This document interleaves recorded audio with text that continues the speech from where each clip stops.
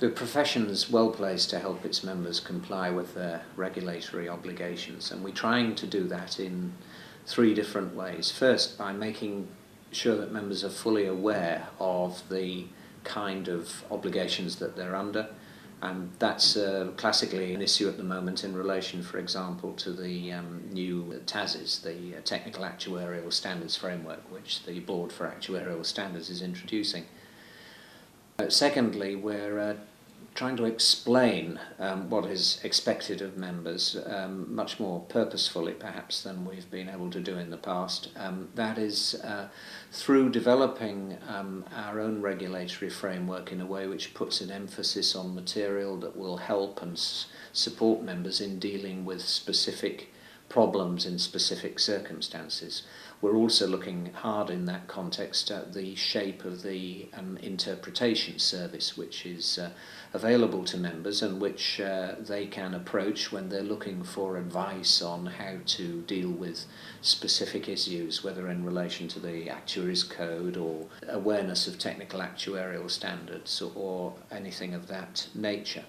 And the third thing we're doing is reviewing the whole range of our CPD offerings to ensure that through appropriate education, training and reinforcement we ensure that actuaries are continually refreshed in their knowledge of these issues, brought up to date and have opportunities to share dilemmas, issues with colleagues, and there's nothing more important than preserving that sense of the community of professionals together working through these issues and moving them forward.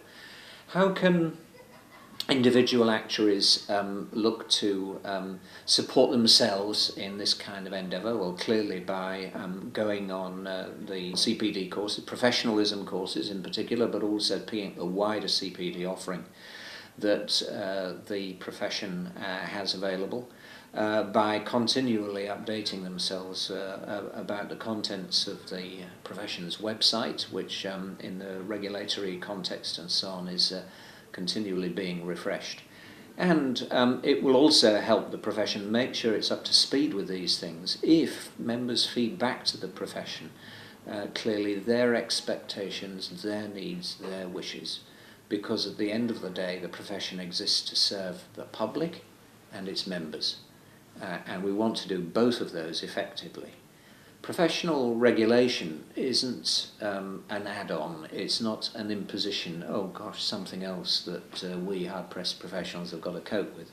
It's actually at the core of being a professional, and it's in the interests of the profession to get it right, because therein the profession can improve its own credibility, and with it actuaries can improve their own credibility in the professional context, that is, their own sellability and attractiveness to the world that wants confidence, wants to be able to trust financial service professionals in so many different areas.